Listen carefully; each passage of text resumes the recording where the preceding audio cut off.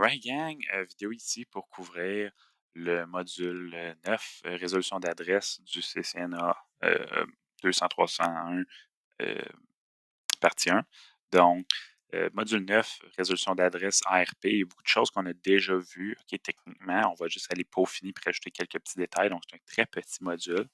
Je fais ça accompagné d'une petite démo Packet Tracer. Bon, naturellement, je suis désolé, ma voix sonne un peu cacane ou enrhumée, là. Je suis quand même très malade. J'ai eu la COVID. Mais je voulais quand même faire ces vidéos-là pour que tous ceux qui suivent le cours avec moi puissent au moins avoir le contenu, puis se préparer, puis pas prendre de retard à cause de cette situation-là. Fait que, va falloir que tu m'endures avec cette voix-là pour aujourd'hui. Je vais être plus calme, je vais dire moins de blagues. OK? Tant mieux pour ceux qui trouvaient ça plate. Fait que module 9, résolution d'adresse, on va parler de trois choses. Adresse MAC et IP, fait que parler des deux rôles, on en a déjà parlé. On va parler d'ARP. On va parler rapidement de IPv6, une fonction, mais on va en reparler et aller en détail quand on va parler d'IPv6 à proprement dit. Je veux finir IPv4 avant de parler de IPv6. Donc, MAC et IP. On se rappelle, quand on parle à un appareil sur le même réseau, les adresses MAC vont rester les mêmes. Donc, si je regarde ici, PC1 veut parler à PC2 dans mon exemple, l'adresse MAC source, ça va être AAA, l'adresse MAC de destination 5555. Ici, même chose, OK, si on fait un test, là, regardez bien, je vais faire un petit test réseau dans mon simulateur. Ping 192.168.10.12. Faire un ping entre le PC ici et le PC ici. Je l'ai fait une fois juste pour éliminer tous les processus initiaux là, quand on établit une communication. Je vais aller en simulation, on va aller voir ce qui se passe. Donc, je vais refaire le même ping et là, regarde bien ce qui se passe. Premier paquet s'en va au commutateur, s'en va directement au PC. Et là, on peut aller voir la trame initiale, elle est ici. Regarde, au niveau de la trame, l'adresse MAC source, c'est 40EE la fin. 40EE, c'est le PC ici. La destination A571, c'est le PC ici. Fait que tu vois, la source, la destination, l'adresse MAC ne change pas parce on est dans le même réseau. PC1 ou PCA parle au PCC, sont branchés au commutateur, sont dans le même réseau.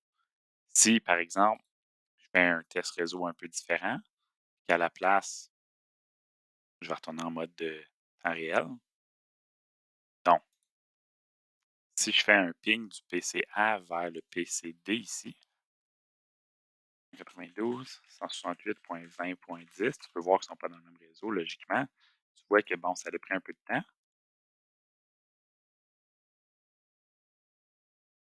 Puis, j'ai peut-être oublié de faire une petite configuration. On ira voir c'est quoi que j'ai oublié de faire. J'ai sûrement oublié de faire un petit quelque chose de bien niaiseux.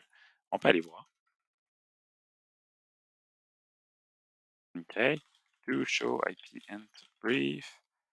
10.20.1, je pense que j'ai oublié de mettre une adresse sur le serveur ou le PC ici. Et voilà. Hein? Des fois, ça peut être des problèmes très simples. 20.10.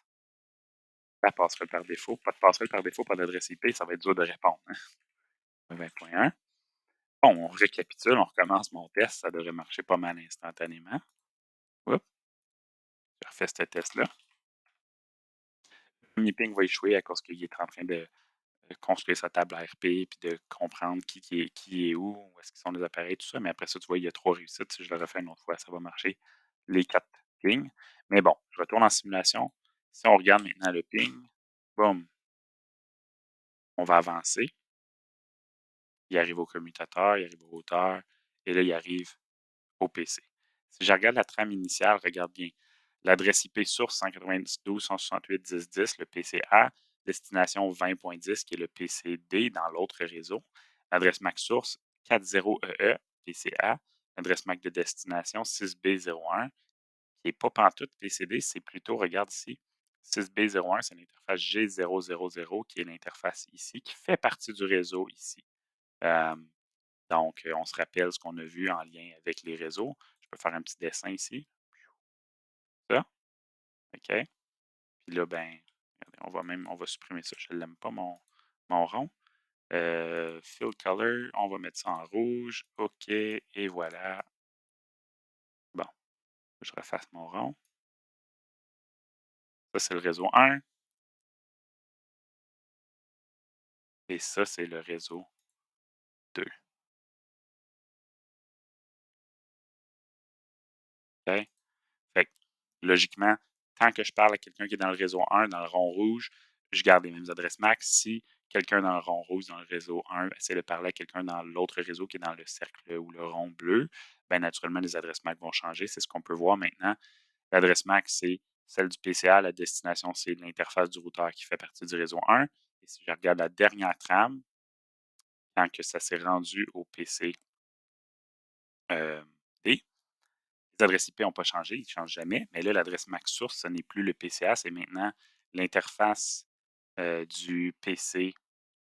euh, Ici, ça va être l'interface du routeur 1, l'interface qui fait partie du réseau 2.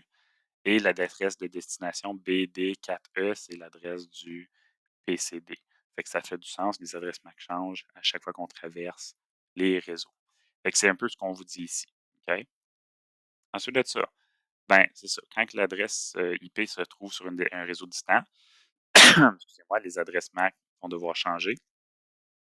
IPv6 est utilisé par IPv6 pour associer les adresses IP d'un périphérique à l'adresse MAC. Fait qu'IPv6 fonctionne un petit peu différemment. On va en parler un petit peu plus tard dans le cours. Maintenant, ARP rapidement. Donc, ARP, ok, c'est le protocole de résolution d'adresse. C'est ce qui permet aux appareils de dire Hey, quelle est l'adresse IP associée, ou quelle est l'adresse MAC associée à une adresse IP? Fait qu'ARP, c'est pour découvrir l'adresse MAC d'une adresse IP. Les PC veulent les adresses MAC, ils ont besoin de ça pour parler ensemble.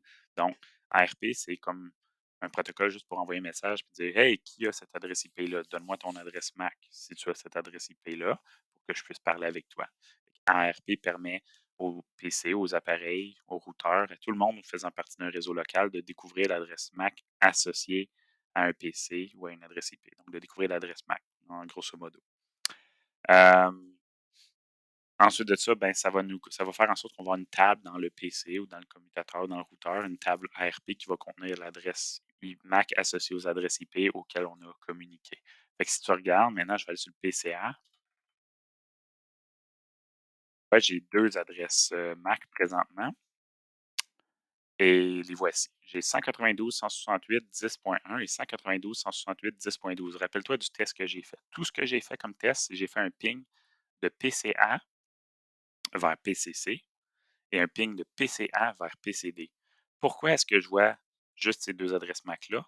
Ben, les deux seuls appareils au sein du réseau local auquel j'ai parlé, c'est PCC. J'ai fait un ping 192.168.10.12, mais j'ai aussi fait ping 192.168.20.10 qui est le PCD. Mais vu qu'il ne fait pas partie du même réseau, je ne verrai jamais son adresse MAC ici. Par contre, je vois l'adresse MAC du routeur. Pourquoi? Je n'ai pas parlé au routeur directement. Je n'ai pas fait un ping 192.168.10.1. Regarde ici, on peut les voir. J'ai fait 20.10. Puis j'ai fait 10.12. Donc, pourquoi est-ce que je vois l'adresse ici du routeur? Ben parce que quand j'ai voulu pigner une adresse qui ne faisait pas partie de mon réseau, mon PC a dit Hey, j'ai besoin de la passerelle par défaut. Donc, il a trouvé l'adresse MAC de la passerelle par défaut en faisant un message, en envoyant un message ARP. Le routeur lui a répondu et ensuite, il a pu envoyer son ping au routeur pour qu'il l'achemine au PC. Logiquement, c'est ce qui se passe. Je te conseille de réécouter cette partie-là de la vidéo deux, trois fois, si c'est pas clair, mais c'est pour ça que je vois juste ces deux adresses-là. Si je fais un ping aux autres PC, ben, je vais les voir. Disons qu'il y avait 10 appareils dans le réseau bleu ici. Mais avec mon PCA, si je pingerais ces 10 appareils-là, je verrais quand même juste une adresse MAC. Ça serait celle du routeur. Pourquoi? Pour rejoindre tous les appareils dans d'autres réseaux, ben, c'est via l'entremise de l'interface du routeur qui fait partie de mon réseau. Donc, je pourrais voir euh, que je pourrais avoir plein de, tu sais, communiquer avec plein d'appareils, mais vu que ça passe toujours par euh, l'interface de la passerelle par défaut, je ne verrai pas leur adresse MAC. OK? On ne peut pas voir les adresses MAC d'un appareil à l'extérieur de notre réseau. Donc, ARP-A sur un PC pour voir les entrées. Sur un routeur puis un commutateur, on peut faire aussi ARP-A, je crois. Non, c'est Show IPR. Excusez. IPR. Fait que là, tu vois ici, je vois différentes adresses. Je vois 10.1 qui est lui-même. Je vois 10.10.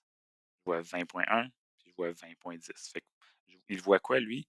Il voit 10.1 qui est lui-même, sa carte réseau à lui qui fait partie du réseau en rouge. Il voit 10.10 qui est le PCA qui a communiqué avec lui pour rejoindre le PCD. Je vois 20.1 qui est lui-même ici dans le réseau en bleu et 20.10 qui est l'adresse du PCD parce que PCA a parlé au PCD. Donc, le routeur a pu l'ajouter à sa table ARP. Sur le commutateur, même chose. Si je vais sur le commutateur, je peux faire enable, show IPR. Pas lui, il n'y a rien. OK? Parce qu'il n'a pas communiqué avec personne directement. Euh, mais si on aurait eu des communications par l'entremise du commutateur, disons que le commutateur aurait eu à interagir ou quoi que ce soit, on l'aurait vu. Des fois, il y a des petits bugs avec Packet Trace aussi. Mais tout ça pour dire, on peut voir un petit peu ce qui se passe ici. ARP, show IP harp sur les routeurs ou les commutateurs, ARP-A pour afficher sur un PC, puis ça marche sur un PC Windows ou dans Packet Tracer.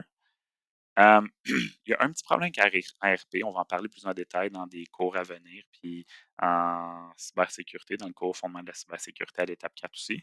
Mais tous les protocoles qui utilisent des diffusions, là, fait que ARP, c'en est un gros qui utilise des diffusions parce qu'on envoie un message à tout le monde pour dire qui a cette adresse.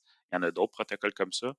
Le problème avec les diffusions, mais ça nous crée beaucoup de problèmes au niveau de la sécurité parce que tout le monde reçoit le message, tout le monde peut répondre. Fait que si quelqu'un est mal intentionné, comme un hacker, pourrait prétendre être un adresse IP ou prétendre être quelqu'un d'autre. Donc, excusez, l'usurpation d'adresse puis l'usurpation de l'identité ARP, c'est quelque chose de fréquent avec les réseaux. Il y a des mécanismes en place qu'on peut mettre des commandes puis des configurations pour protéger notre réseau adéquatement, mais c'est une réalité qu'on doit vivre avec. On va en parler un peu plus tard dans le cours. Découverte de voisins IPv6. Rapidement, je prends quelques minutes, même pas, pour en parler. Il y a un protocole qui s'appelle Neighbor Discovery ou ND, IPv6 Neighbor Discovery.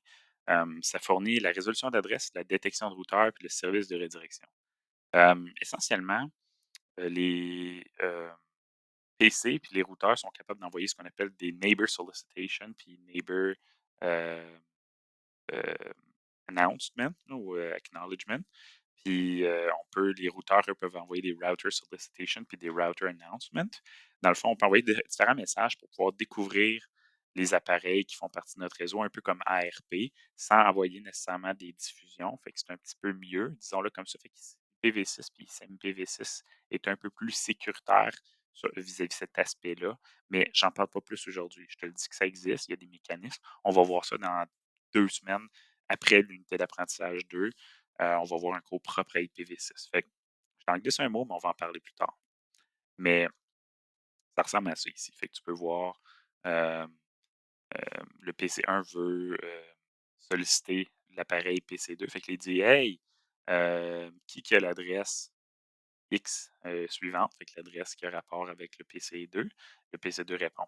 Fait que la sollicitation de voisin, c'est un peu comme un message ARP. Tu envoies un message qui dit qui a cette adresse-là, essentiellement. Fait que c'est la même chose que ARP, c'est juste pour IPv6, puis ça l'envoie à la place des multidiffusions au lieu d'envoyer des diffusions à tout le monde. Fait qu'on va en parler plus tard, mais ça existe.